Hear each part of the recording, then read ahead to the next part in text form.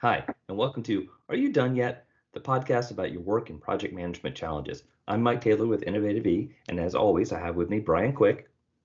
Hey everybody, welcome back to the show. Hey, Brian, you want to take us away with some discussion points today?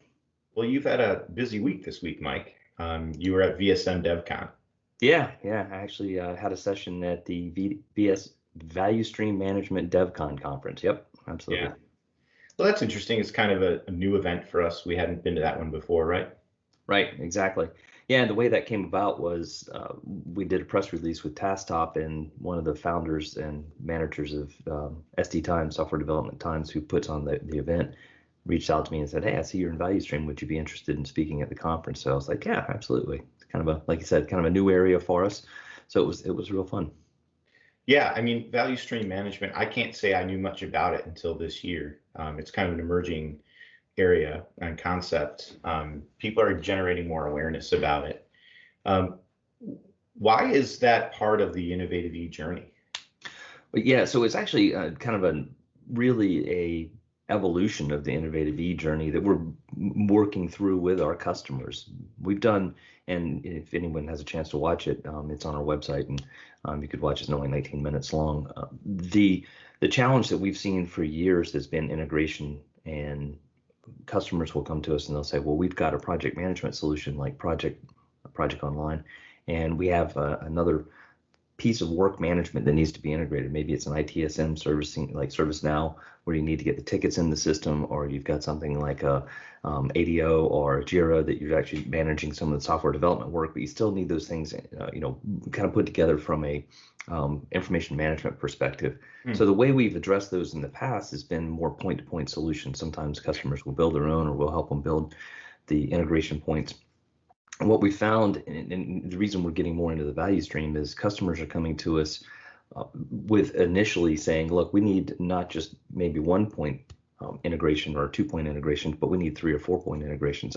3 point integrations we're seeing quite a bit, right? Mhm. So on the first discussions, it's no longer, well, we want to get this thing in place first. Maybe they already have a project management solution, they already have Project Online or something, and now they're saying we need to integrate ADO and ServiceNow. So it's a multi-point solution. So we kind of got pulled into looking at this more holistically. About a year and a half ago, we said we need to have a better solution for this. So do we want to kind of build one for our customers, or do we want to go and try to find kind of a top tier provider or industry leader? So that's when we did an analysis. We had our architects and consultants go out and start looking at whether the best products on the market, and we settled on TaskTop.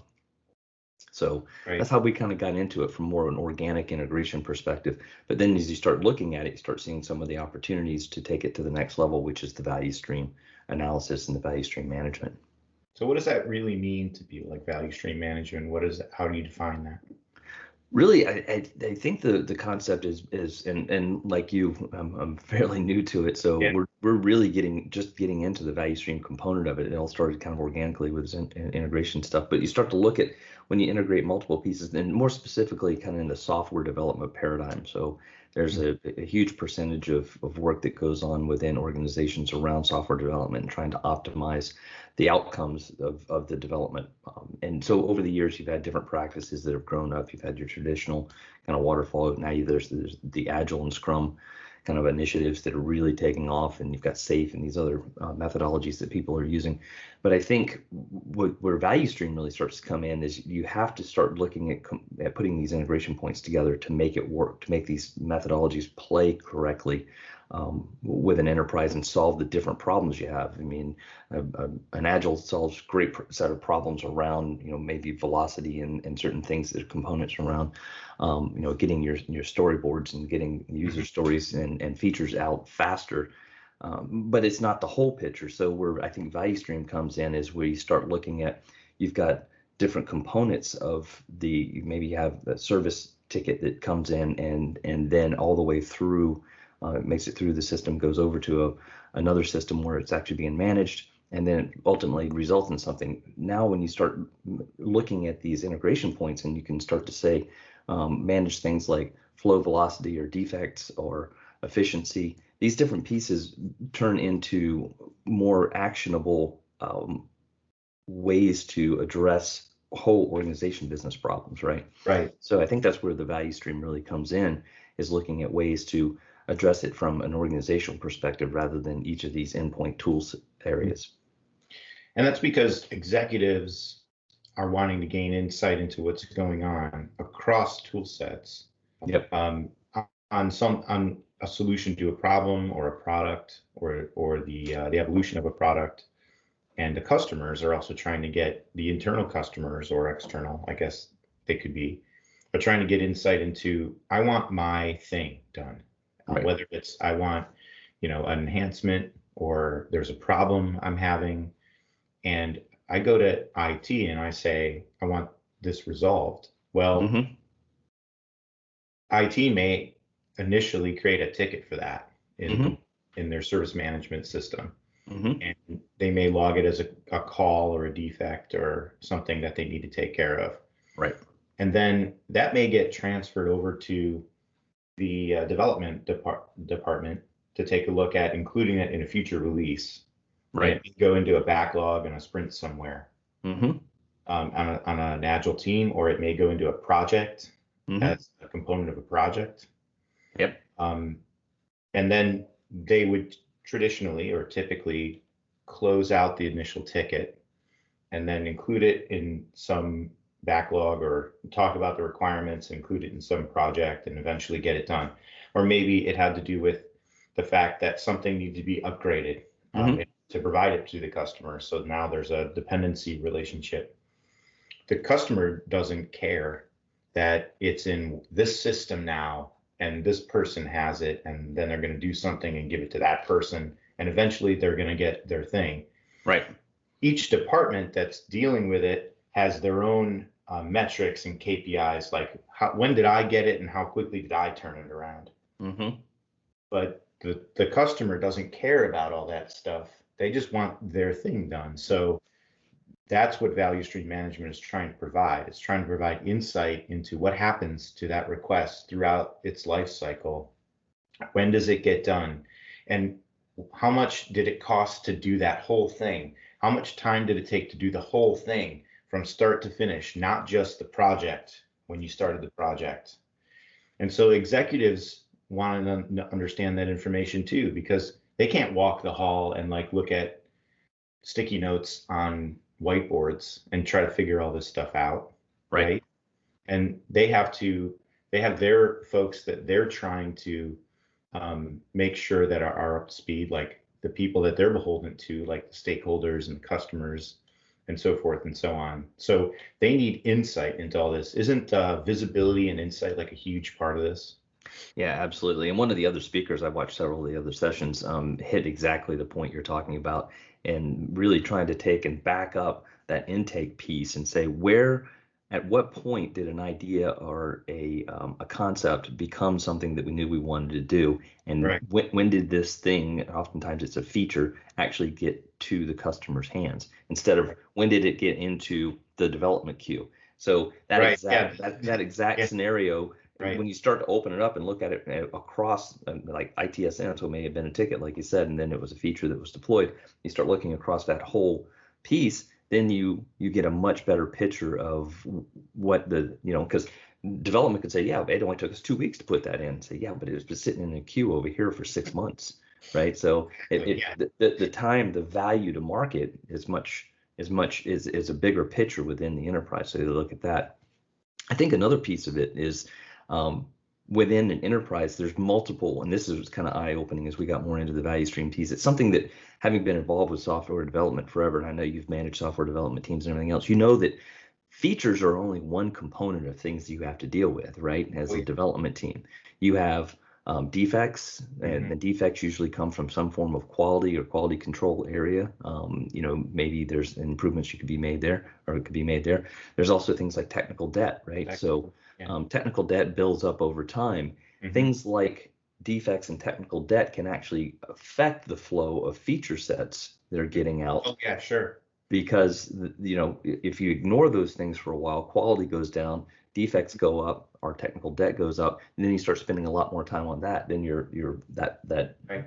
flow, that value flow of getting things out decreases because you're spending more time on that. One of the things Value Stream does is it allows you to start looking at all of those pieces across the entire life cycle. And by doing so, if you see that technical debt's going up, you might be able to get ahead of it a little bit and say, hey, before this becomes a blocker, and we have so much of this to do that, our value creation from features is going to fall off the cliff. Let's start addressing this now so we can balance it out a little bit, and then we continue to provide consistent value to the enterprise. And that's a really interesting thing when you start looking at it at a higher level. Well, increasing the visibility of those things that you need to do in order to reduce technical debt, and basically take an approach that you're sharing more information with your customers because it's in their best interest as well. And a lot of times, I think in the past, there's been such a buildup of things that customers want to do want to get from an IT department, and it's always in a rush. It's always in a hurry because those things sat for so long and they fester, right? And like I've seen, huge lists of things to do that need to be prioritized and things like that. And then what happens is when there's a project backlog, we've seen at organizations, people try to chunk things up and put it through the smaller intake process just to get things done. Right. All that sort of doubles down on the technical debt because you're always just in time. You're always trying to put some duct tape on something to get somebody something, which just builds the technical debt up. You never really get to the things that you need to get to in order to make sure that the system is stable, that it's supportable, that it's well documented, right? Because they're always just trying to get things out of the door. And that ultimately leads to, now your dev team's starting to swim in that technical debt or those defect quicksand, right? So and the amount of effort that's going towards the new feature sets starts to diminish, and so the value to the organization kind of starts to fall. So we've seen that before on several occasions. So our encounter with value stream management was kind of untraditional, I guess. That's not the right word. It was sort of born out of necessity. So we didn't take a top-down approach. We didn't read up on value stream management and say, oh, this is a concept that Innovative E wants to get into. This is the future, although it certainly seems that way now.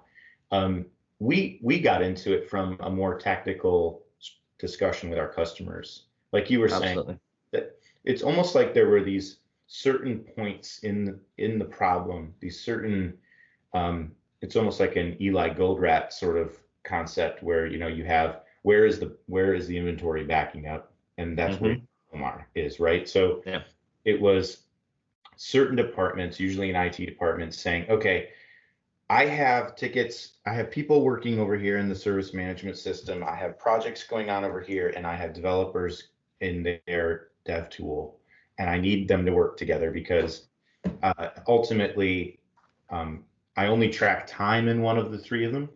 That's usually something that comes up.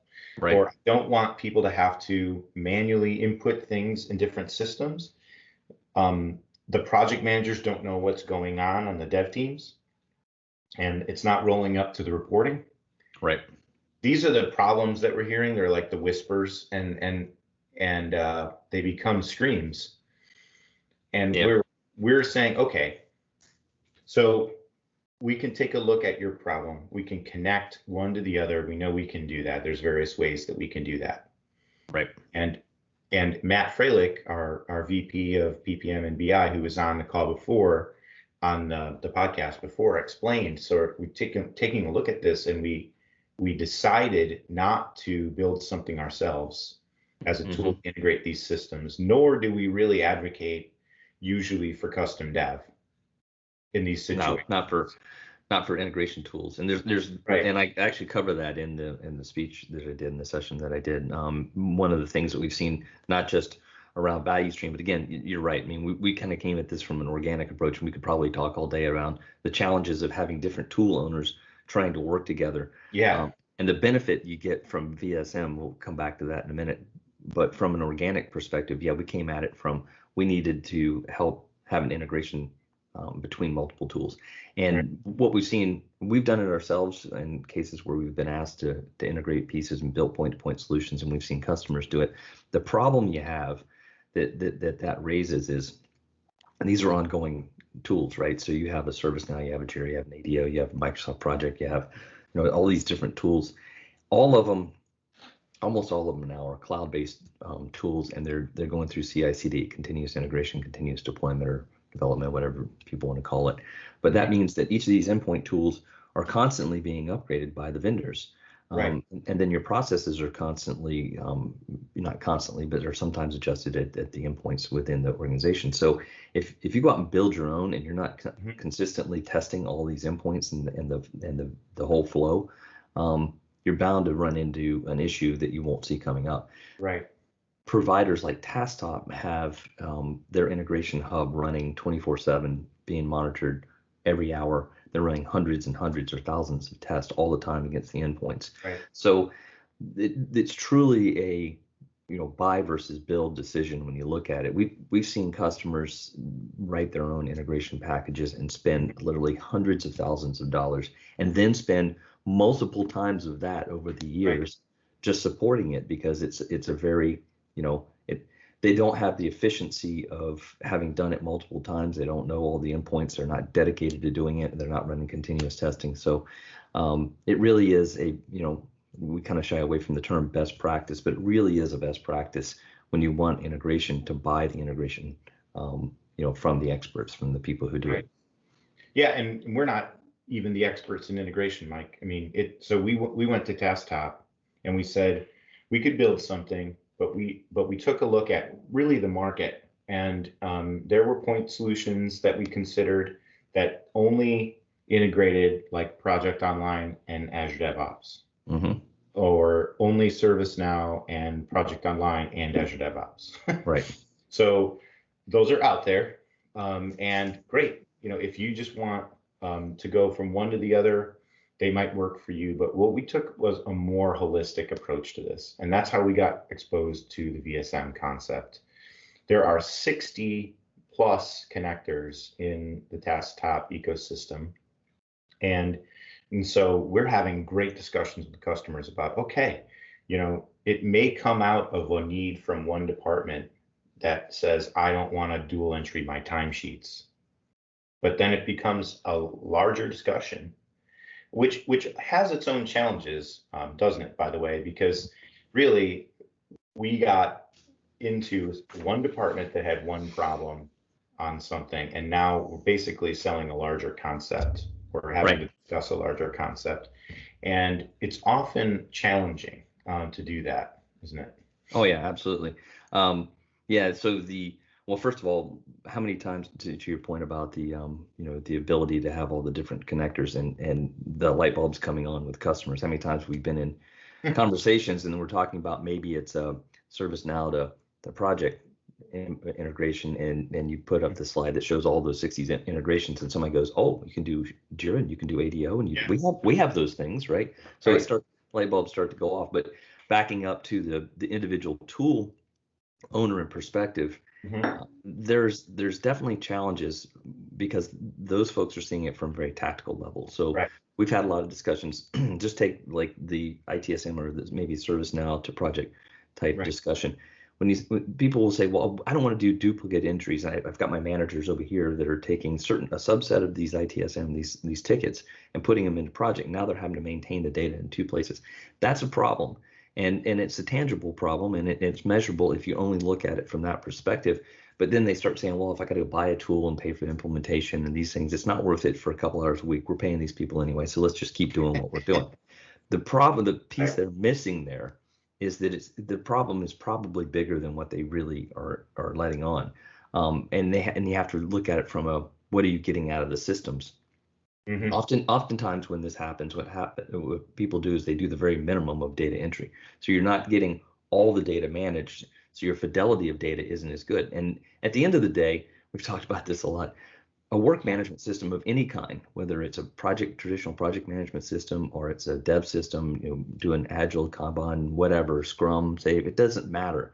These systems, other than like the code management piece, which actually is part of the work, the rest of it is not the work itself. It's a digital representation of the work. Oh, this is a fun concept. I love this. Yeah, so people oftentimes we hear people say, well, doing project or doing and maintaining my data in Jira or whatever, that's not my job. My job is to write code, right? Right. So it's whatever you can do to minimize that effort. So going back to the integration scenario for ITSM, so you've got a subset of tickets that are going into project. If you minimize the effort through an integration, you're going to get more of that data in there. And by having more of that data in there, a higher fidelity of data, then the stuff that you're trying to manage, and you're doing it without any real effort because it's Right. happening. You're not having you eliminate that duplicate effort. So more data is going to flow. You're going to have better data, and thus Hmm. better decisions can be made off of the information that results from that data. Right. And better data means that it increases the proximity of that data to the work that it actually represents. Right. It starts to become more, and the end point, you may never get there, but what you always want to try to do with work management, we see it, work and project management solutions, is drive the effort for the overhead, that digital representation, drive it towards zero so Yeah. that it becomes, that proximity becomes smaller and smaller. So when what you have in your system is actually much closer to the actual work that's Right. going on. And that gives you, if you think about it, It's how many liberating. times, yeah, well, it's super liberating. It reduces friction, and it increases the value of the systems Right. tremendously. Right. We talk about fidelity of, just go to a project type scenario where you've got people that are sitting in meetings all day with their customers or dev teams or whatever, and the next day or the day after they have to go update Right. their project plans or whatever. If there's ways to get that data in more automatically and faster, then that information is there sooner. And so the whole reason to have these systems is to be able to allow better work management between different components, which you can't manage very effectively without it, but also to see issues that need correction as soon as possible. So with higher fidelity of data and better proximity to what's really going on and the digital representation of the work to what's going on with the work, Hmm. then you have the information sooner and you can make a decision sooner if you see something going off track. Right. So this is our philosophy, and that's why it fits in quite nicely with our vision to provide work management freedom. Because Absolutely. because the closer the actual work that's happening is to the digital representation of that work, the freer the folks that are working on all that stuff are from having to do something to represent it, Right. right? From Absolutely. having to fill out a time card, from having to tell someone how much work they've done on something. Are you done yet? Are you done yet? To go to a meeting to explain it, to just let them work and let them work in the tools that they want to work in, Yep. and let the technology, the tool itself, the integration tool like TaskTop, the BI visualization tool like Power BI that basically allows the executives insights into all these different systems and what's going on in the value stream. Let that do the work, and you Hmm. just do what you do best. Right. Stay where you like to stay. So we didn't, I mean, we have been on a huge journey with this in the PPM world where, PPM in its basically at its core is about representing work. It's about creating data to represent work. And in doing so, working better as a result because you can gain better insight. I mean, even the concept of schedule management and critical path management, those are representations of work and our ability to gain insight into what's going on and use good tools to gain insight into what's going on and see the data, be able to react and plan according to the data is what PPM is really all about in terms of schedule management and the tools that we use to do that. But in order to do that, to get that in the past, we've forced people into tools that they're not comfortable with. We've basically created situations where we're constantly bothering people on like a dev team or an engineering team to give us updates so that our representation of the work can be accurate. Yep. And this liberates them from having to do that, this concept. And the closer we can Absolutely. get to this, the more efficient we'll all be, the better our data will all be, and the less onerous some of these management tools become. Right. And you mentioned earlier, there's for a long, long time, there's been this friction between business and IT, especially dev, on when you can deliver stuff. It always seems to be it's too late. So the more you can do this, the more you can provide this visibility end to end, like we talked about, and have the data flow more automatically, the better the relationship actually becomes between your development or your delivery teams and your management, and the trust starts to build up. And then at the end of the day, it actually improves the quality of life for people, right? You're not going into every day going, I got to give something to IT. They never can get anything done. It's going to be on a backlog forever. And to a certain extent, there is this concept of product to project, which we're embracing as well. There's always going to be a need for project management and PPM, like you said.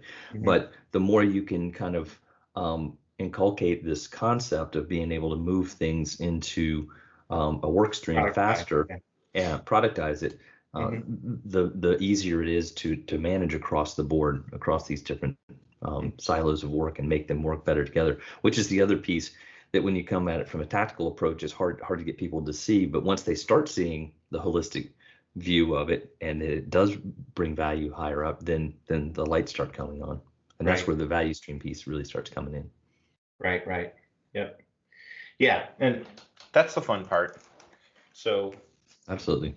I don't know how many times I've completed a project or we were done, and then I just knew at the end of that project that all the work that we'd done and the momentum that we built on working on that project was about to stop. And it didn't feel right.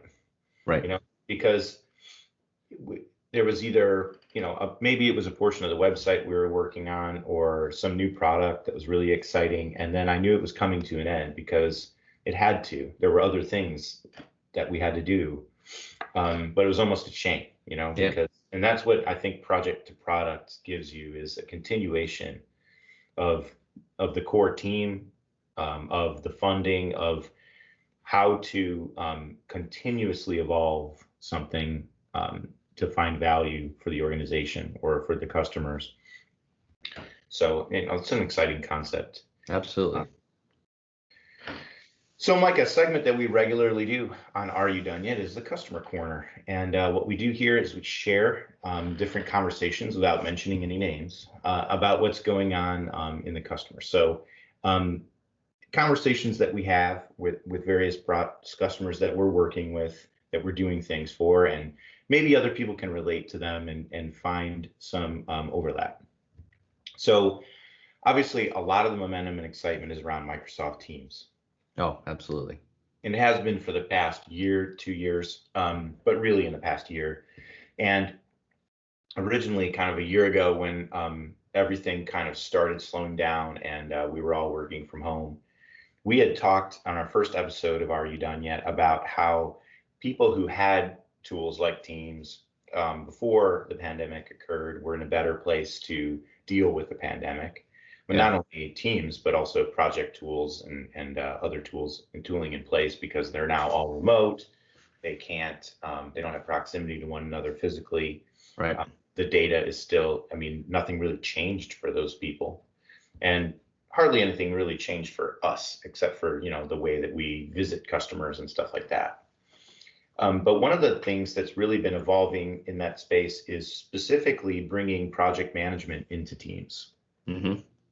And we've been working with a lot of customers on this. And in fact, a large university we've been working with had a journey that they shared with us about, they had implemented project online and they were trying to standardize on that. And I think it had a certain amount of buy-in and folks were excited about it, but it really wasn't like growing to the point where they wanted it to. So I think we help them kind of change that conversation and turn it around a little bit and say, okay, you're adopting Teams at a very high rate. It's where people are working, it's where they're collaborating, and it's where they want to be. So it's similar to the concept we just talked about, work management freedom, let people use the tools the way they want. Right. Rather than force them into something where they're going to another system or another URL or another bookmark on a browser to do the project work. Let's just do it inside of Teams. Mm-hmm. Let's bring the project tools into Teams. Right. And so what we've done is we've come up with a way to pull Project for the Web, which is the new project tool from Microsoft, into Teams. There's a native way to do that inside of a channel in a tab. But also that really wasn't enough. It stopped short of what they need, because they need, issue risk management. They need a regular intake process. They need all those things that PPM gives them, but they want to do it inside Teams. So we built an app. Right. This is how we're going to be working more and more from now on, is we're taking a look at what customers need, and we're using the Microsoft tool set, Power Apps, Power Automate, Project for the Web, Power BI, and we're going to be gluing together these solutions, these PPM solutions inside of Teams. Our app, which provides project and work management inside of Teams, is a way to provide governance and automation around the provisioning of channels inside Teams for project management purposes. Right. So talk a little bit more about how that's going for this customer. Yeah, for that customer, as you mentioned, it's one of the nation's largest online universities, and they have tens or hundreds of thousands of students. They have varied work management and project management challenges, as you mentioned, and we're seeing it across other customers too. So when you start thinking about the Teams experience, it's a great way to start putting everything, your workday, into one area. And, Right. and a lot of people are embracing that. And as you said, it's really been accelerating. So if you think about the folks, how many folks have been in, Microsoft Cloud, but now they're like, well, we've got these tools, we need to use them. So, and we have to use, because of the forced virtualization and things that are going on for collaboration and everything else. So people are really starting to embrace the Teams experience as being the experience. One step beyond that, though, you mentioned, it's not good enough just to have another app within Team, another Right. channel or a left rail thing that you can click on, because then that's taking you to another experience. Right. We have a lot of customers who've played around with, these third-party non-Microsoft kind of things when they can click on it and it takes them out. But now your data and everything is in a different cloud, it's in a different Right. vendor. So there is no integration like we were talking about earlier, and there is no unified experience. It's a completely different experience for your customers, for your internal business users. So our concept here is to, like you said, to embrace this idea of the governance, but the governance is just the first step. The next piece Right. is within something like a project for the web or a project online, and we can do this with multiple types of organization or applications, is to be able to surface the information. You can go work within that tool, which is fine. Like you said, you can have a channel and go work in it, but you might want to surface the information more broadly. So maybe all your issues or all your risks, Right. or other project metadata can be surfaced by a project manager or a portfolio manager. So say you're my manager and I'm working on 10 projects, and I've got 10 peers and they're working on 10 projects, all on Project for the Web. You can go in and potentially look at all the issues across those without having to go ask me to launch Right. my 10 and bring them up, and the next person. So you've got 100 issues or risk there that you can manage all in one grid. And Right. that is empowering. You wouldn't believe when we show this to customers, they just go, I mean, the light bulb goes off, and they go, I got to have that, right? Because Right. talk about work management freedom. You no longer have to go and open each and every one of these things, or you don't have to go hunt around for it. You could surface it, and people have been doing this for a long time. You can surface this stuff in a dashboard, but you can't edit it in the dashboard. Right. You can't maintain it. So you could go as the portfolio manager, you could go pull up this report and say, I see all these issues or risk in here, and I need these 6 or 10 change. Now you got to go to each of your project managers and have them go make those changes. You could potentially do it all within this one grid, or you could Right. have them do it within the grid of all the things that they own. So it really makes this integration of data more ubiquitous and Right. And easier to use. And even further to that, one of the things that we're incorporating into it is things like within chat, you can automatically log an issue or a risk. Right. Or potentially other project metadata. So we could be talking about something that's a risk, and then you say, you know what, we need to log that. So let's go ahead and do that. And on the ellipse, you just click on it, and then you say, what do you want to log an issue or risk? You do it, and you do it right there, and it's done. This, again, we were talking earlier about fidelity of data. The easier we make it to put information or data into the system like that, rather than stopping the meeting and going and doing it, which would never happen, right? We would end up saying, oh, we'll make a note of that somewhere and go back and do it. And half the time you're going to forget because you got 6 more meetings and you're not going to get around to opening that project till the next day. Then you're like, well, what's that I was supposed to do? If you do it right then, get it done, then the data's there, and you almost eliminated the effort to go log it. You didn't have to go find the project and do all this other stuff. So you have better data fidelity. So when you do open that grid to see all that information, you have much better fidelity of data that's there. Again, leading to more work management freedom, easier to use, and better results. So Mike, how about like a little lightning round here? So top five reasons why using project management in Teams is better than using Excel. Oh, I'll give you the first. You can take the first one. Number one, in my opinion, would be that all the information is centralized. So the collaboration aspects of it is just, it's all in one place instead of, you could share an Excel spreadsheet to multiple people, but then you'd say, wait, did you change column C? No, I changed column D. No, so one place, a single source of truth is the first. Okay, single source of truth, consolidating the data in one place. All right. Okay, your turn. Number two, collaboration. Right? So you're collaborating with your team. You don't have to share an Excel spreadsheet, post it somewhere, email it to somebody, God forbid. You're able to actually have co-authoring on a project schedule in Project for the Web, and it was easy to make. So you didn't have to use a tool that you're unfamiliar with, or that's too much tool for you, or it's complex. Project for the Web, super easy. So that's number two, collaboration. Love it.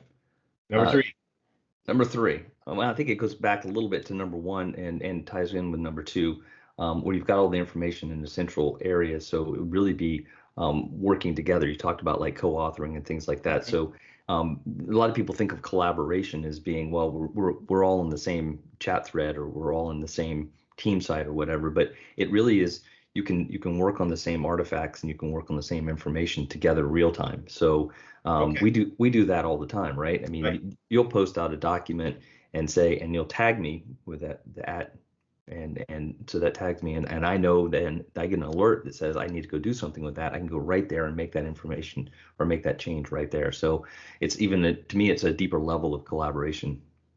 Okay. Number four. Wait, am I getting the camera? Number four. Scheduling engine. So Excel does not have a scheduling engine. So whether you're using Project for the Web or you want to pull in MS Project through Project Online and work in Teams, your projects are going to have predictable end dates. Even if they're small projects, you can't have a predictable end date inside of Excel. Right. Simple. Scheduling engine. How are you going to tell what task depends on another and how that leads to something downstream? Be able to identify the critical path to get the schedule done on time. You'd have to have some pretty cool functions and features in Excel, and some of you probably built them out, but let's not do that. Let's just use the scheduling engine tool that Microsoft provides. Yeah, absolutely. All right, my turn for number five. Number five. Reporting. So now you have all the data in one place, and it's, when you're using Teams and these other apps like Project for the Web, like you talked about, that it's going into the Dataverse. And so now you can mine this data and you can use things like Power BI or other reporting tools, but we usually use Power BI because of the Microsoft component of it. But you can visualize this information ubiquitously, and it's consistent because it is a single source of information, because it's been collaborated on in one place and not all over the place and spreadsheets and emails and everything else. The information is easier to report on, and it's much more robust and accurate. You can edit it centrally. I think it touches on the first one you said. You can edit that information centrally. One big list of issues, one big list of risks, project attributes.